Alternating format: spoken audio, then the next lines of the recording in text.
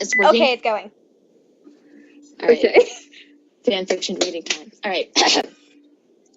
You continue walking, but at a faster pace than before. You pause at an odd-looking bridge with a gate. You tense up as you hear footsteps behind you. You think to yourself, I know I was being followed. In an eerie voice, you hear someone or something say, Howdy, human! Don't you know how to greet a new pal? Turn around and shake my hand. Oh my god. You thought the voice sounded unsettling, at the same time flirtatious. You hesitate, but turn around to see a short child in a jacket with black fingerless gloves and a Child? sweet-ass boots. Child. Instead of sweet-ass boots, I said sweat. He extends his hand for you to shake. You reach for his hand, but he grabs it first, pulling you closer to him. You try to push him away, Nice job, but he Sharpie. kept a firm grip on you. You start to blush madly. He notices and says, Blushing? That's cute. You finally catch him off guard while talking and push away from him as hard as you could.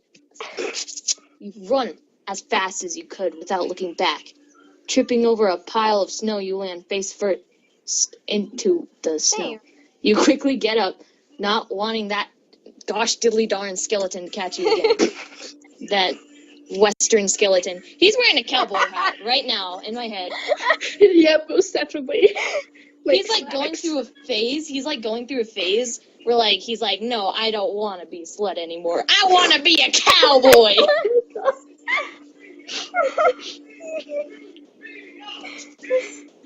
You look behind you to see that he didn't follow you, which you were relieved to know.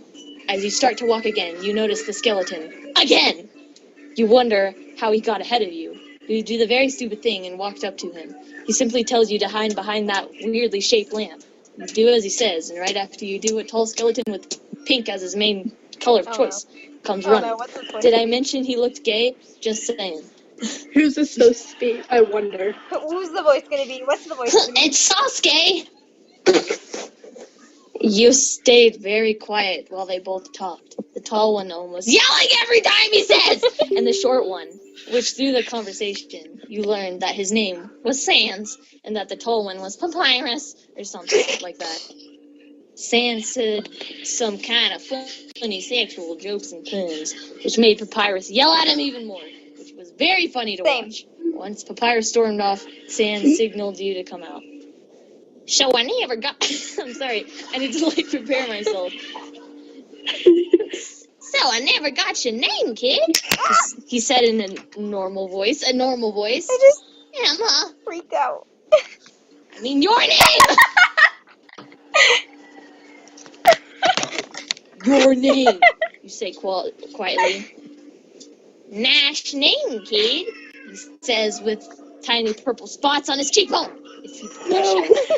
Yes, he is. No. You thought, that can't be possible, could it? Oh well, you didn't question it, seeing as it would most likely get you in trouble or something along those lines. Time Scap brought to you by Papyrus's gay costumes and Sans sweet ass. Same. Sweat ass.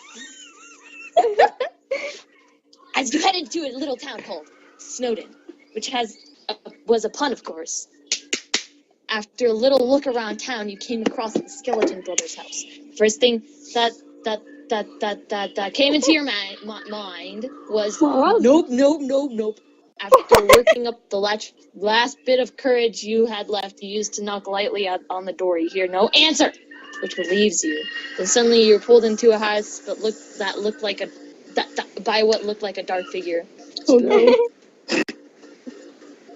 You, realizing what is happening, start to panic and try to scream.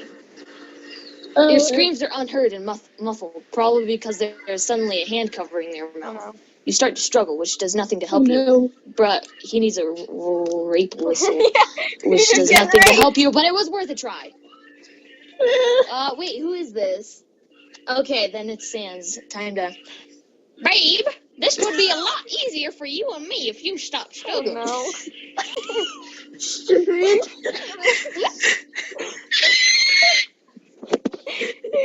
You instantly knew who had taken you into the dark house. It was none other than Sans.